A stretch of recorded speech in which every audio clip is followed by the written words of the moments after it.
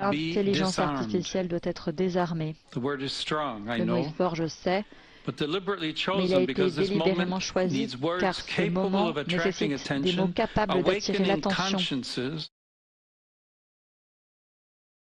À venir, l'intervention centrale du pape qui replace notre époque dans la lignée de Rerum Novarum et offre une analyse historique et sociale très engagée.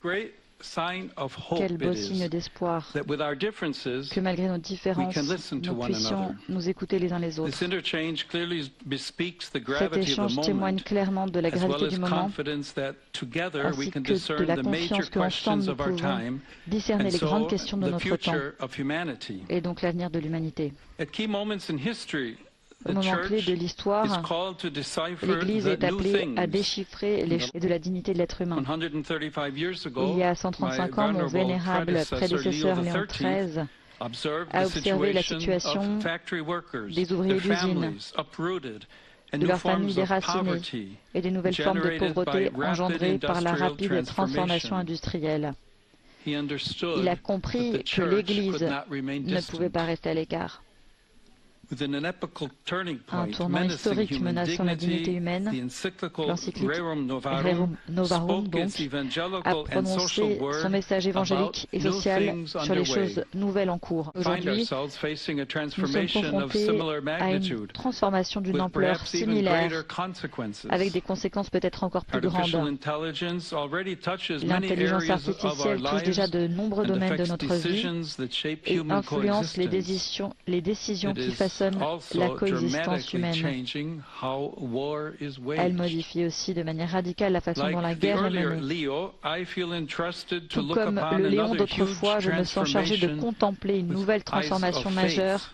J'ai écouté des scientifiques et des ingénieurs qui travaillent avec un enthousiasme sincère sur des technologies capables d'alléger d'immenses souffrances. Des dirigeants politiques et des responsabilités publiques qui ont cherché avec persévérance des règles justes.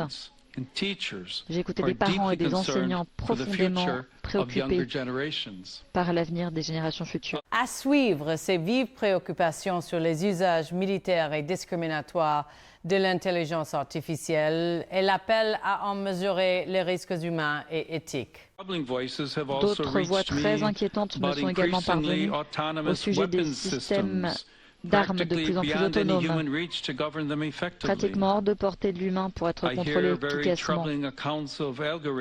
J'entends des récits très troublants d'algorithmes capables de bloquer l'accès aux soins, à l'emploi. Et j'ai entendu le silence de ceux qui n'ont pas voix au chapitre lorsque des décisions sont prises. Des décisions susceptibles de générer de nouvelles formes d'exclusion et de souffrance. De cette écoute est née une conviction. L'intelligence artificielle doit être désarmée. Le mot est fort, je sais, mais il a été délibérément choisi car ce moment nécessite des mots capables d'attirer l'attention. Enfin, l'appel au désarmement et à la Reconstruction Collective, un message programmatique pour la justice sociale et la paix que le pape détaille ici. D'éveiller les consciences et d'indiquer des voies à suivre pour l'humanité. L'Église œuvre depuis longtemps en faveur du désarmement nucléaire, consciente que toute grande puissance technique peut avoir des répercussions sur la vie des personnes et doit donc s'accompagner d'un discernement moral adéquat. Le désarmement nucléaire reste un service rendu à la paix et à la dignité humaine de la famille humaine.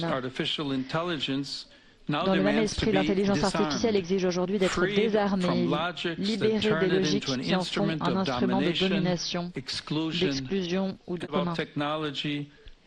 Les décisions concernant la technologie ne doivent jamais être dissociées de la conscience et de la responsabilité.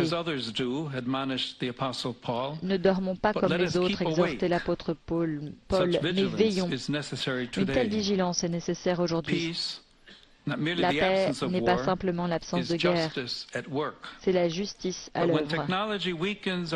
Mais quand la technologie affaiblit notre sens critique, la paix elle-même est menacée. Désarmer, cependant, ne suffit pas. Nous devons construire. Le mot construire me rappelle les années de missionnaire au Pérou. En 2017, les pluies torrentielles des inondations avait frappé le nord du pays. De nombreuses familles ont vu leurs maisons englouties par la boue, ainsi que de nombreuses routes. C'est là que j'ai appris que reconstruire ne signifie pas simplement remplacer ce qui a été détruit. Cela signifie réparer les liens, restaurer la confiance et raviver l'espoir en l'avenir.